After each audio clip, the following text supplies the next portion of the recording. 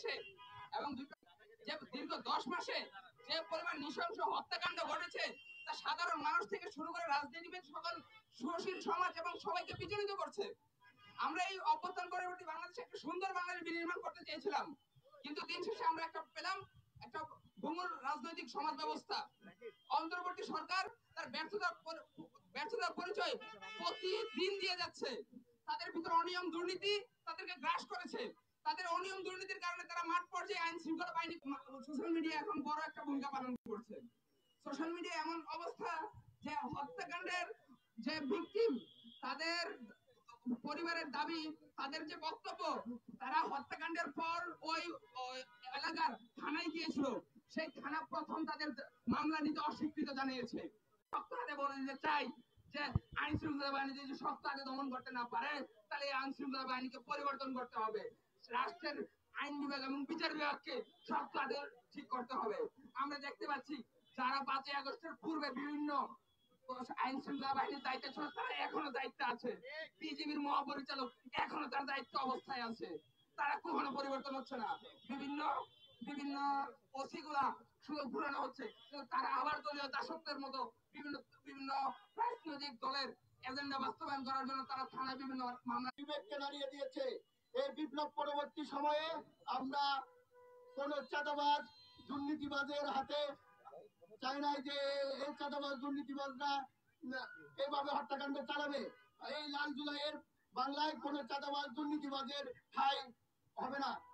আমরা স্পষ্টভাবে বলে দিতে চাই, আপনারা চাঁদা নিবেন, চাঁদার ভাগ নিবেন দলের নেতা কর্মীদের থেকে, কিন্তু এই যে বহিষ্কার খেলা দেখিয়ে এই হত্যাকাণ্ডের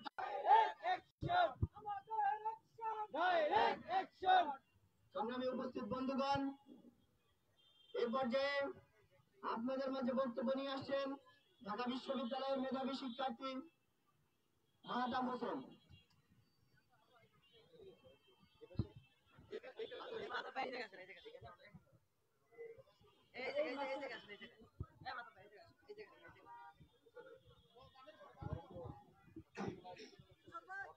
বিসমিল্লাহির রহমানির রহিম।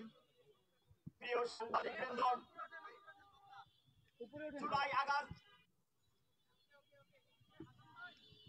24 জুলাই আগস্ট পরবর্তীতে সেই ফ্যাসিবাদী বাংলাদেশ থেকে সমলে উৎপাদন করে ওই ভারতে পাঠিয়ে দিয়েছিলাম, সেই চাঁদাবাজদের আমরা এই বাংলাদেশ থেকে উৎখাত করেছিলাম, সেই খুনিদের আমরা এই বাংলাদেশ থেকে তাড়িয়ে দিয়েছিলাম।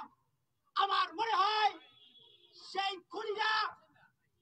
খুনিদের প্রেতাত্মা, সেই চাঁদাবাজদের প্রেতাত্মা, সেই ফ্যাসিবাদের প্রেতাত্মা আজ নতুন করে বাংলাদেশের অন্য একটা দলের উপর ভর করে ফিরে আসতে চাচ্ছে।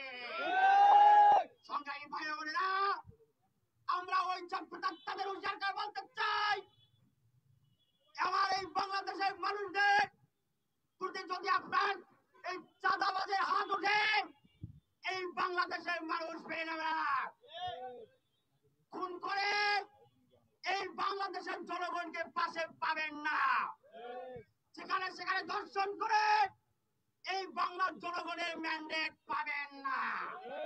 সংগ্রামী জনতা, আপনাদেরকে বলতে চাই, এই ইন্টারিম সরকার আমাদের স্বরাষ্ট্র উপদেষ্টা রাস্তায় রাস্তায় ঘুরে মানুষকে জিজ্ঞেস করে বাবু সরকারে খেয়েছো, কিন্তু দুঃখের বিষয় আমাদের আইন শৃঙ্খলা পরিস্থিতি ঠিক নাই, তাকে তো আমরা সকালে খেয়েছো কি খাও নাই সেইটা জিজ্ঞেস করার জন্য উপদেষ্টা বানাই নাই। আপনাদেরকে বলতে চাই, বাংলাদেশের মানুষের সাথে তামাশা করবেন না। আমার ভোট আজ রাস্তায় চলতে পারে না, সেখানে বাবার থেকে বাইরে থেকে ছিঁড়ে নিয়ে ধর্ষণ করা হয়। আমার দোকানদার ভাই দোকান দিতে পারে না, সেখানে চাঁদার বিনিময়ে হত্যা হতে একটা মানুষের মনে আপনার ওই পরে থাকার যৌক্তিকতা নাই। চাঁদার জন্য যদি আমার ভাই রাস্তায় পাথর নিক্ষেপে মরতে হয়, তবে আপনার উপদেষ্টা পর্যায়ে থাকার আর অধিকার নাই। তাই ওই প্রাণ উপদেষ্টা বরাবর আমরা আহ্বান জানিয়ে, এই উপদেষ্টারা কি করে? উপদেষ্টারা বসে বসে কি আঙ্গুল চুষে? তাদেরকে কি আমরা এই জন্য বসাইছি যে তারা এই চাঁদাবাজদেরকে ধরতে পারবে না, দর্শকদেরকে ধরতে পারবে না?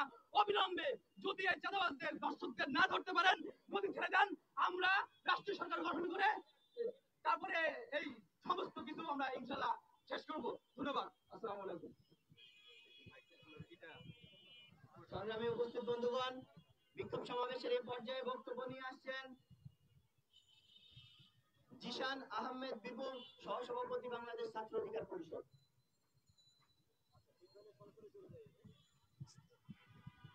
এই সন্ত্রাসীদের কালো হাত ভেঙে দাও, গুড়িয়ে দাও, চাঁদাবাজের কালো হাত ভেঙে দাও, গুড়িয়ে দাও, ভেঙে দাও, গুড়িয়ে দাও। চাঁদাবাজের কালো হাত। সংগ্রামী সাথী ও বন্ধুগণ, 2024-এর গণঅভ্যুত্থান পরবর্তী অন্তর্বর্তীকালীন সরকারের দায়িত্ব গ্রহণের পরে প্রথম ও প্রধানতম কাজ ছিল এদেশের মানুষের নিরাপত্তা নিশ্চিত করা। শীঘ্রই সেই পরিণতি হবে। পরিশেষে একটি কথা বলতে চাই, 2000-এর অধিক ছাত্র জনতার রক্তে অর্জিত এই সোনার বাংলায় কোন নব্য ফেসিবাদ, দখলবাদ, চাঁদাবাজের জায়গা দেওয়া হবে না, হবে না, হবে না। ধন্যবাদ সবাইকে। বিক্ষোভ সমাবেশের কমিশনের কার্যালয়ে বাংলাদেশ চাই না। আমরা চাই নিরাপত্তা। আমরা চাই আমাদের আইন শৃঙ্খলা বাহিনী এবং দেশের সশস্ত্র বাহিনী দ্বারা এই দেশের সমস্ত মানুষের নিরাপত্তা। দেশে চাঁদাবাজি চলছে ওপেনে। বিএনপিকে আমি বলতে চাই, আপনারা যদি জুলাই অভ্যুত্থানের পরে এই জুলাইয়ে যারা অংশগ্রহণ করেছেন তাদের স্ত্রী ধারণ করে রাজনীতি না করতে পারেন, এই বাংলাদেশের রাজনীতি আপনাদের কোনো অধিকার নেই। আপনারা সময় থাকতে নতুন মডেলের রাজনীতি ধারণ করুন। যদি এই রাজনীতি চলতে থাকে, আওয়ামী লীগের নেই বিএনপিও এই দেশ থেকে একদিন নিশ্চিহ্ন হয়ে যাবে। আমরা চাই এই বাংলাদেশ জুলাই অভ্যুত্থানের স্পিরিট ধারণ করুক এবং সবাই জুলাই অভ্যুত্থানকে নিয়ে বাঁচুক। ধন্যবাদ সকলকে। ধন্যবাদ রাজীব সিংকে। আপনারা জানেন যে মিড রোডের যে ঘটনা, এটি অত্যন্ত একটি নৃশংসমূলক ঘটনা। এই ঘটনার পরিপ্রেক্ষিতে সারা বাংলাদেশের ছাত্র সমাজের ভিতরে একটা দাবানল তৈরি হয়েছে। বিক্ষোভ সমাবেশের এই পর্যায়ে আপনাদের মাঝে গুরুত্বপূর্ণ বক্তব্য নিয়ে আসছেন রাকিব হোসেন, সাধারণ সম্পাদক, ঢাকা বিশ্ববিদ্যালয় ছাত্র অধিকার পরিষদ। এই চাঁদাবাজের আস্তানা ভেঙে দাও, গুড়িয়ে দাও। আইয়ামী জাহিলিয়াতের কথা শুনেছিলাম, সেই আইয়ামী জাহিলিয়াতের পতন হয়েছে। বিগত 16 বছর আমরা আওয়ামী জাহিলিয়াতের কথা শুনেছি, আওয়ামী জাহিলিয়াতের নারকীয়তা এবং বর্বরতা দেখেছি। এই আওয়ামী জাহিলিয়াতের পতন হয়েছে। এখন আমরা নতুন করে জাতীয়তাবাদের জাহিলিয়াত দেখতে পাচ্ছি। বিএনপির অঙ্গ সংগঠনের রাজারি, ধর্ষণ, খুন আর হত্যার রাজনীতি দেখতে পাচ্ছি।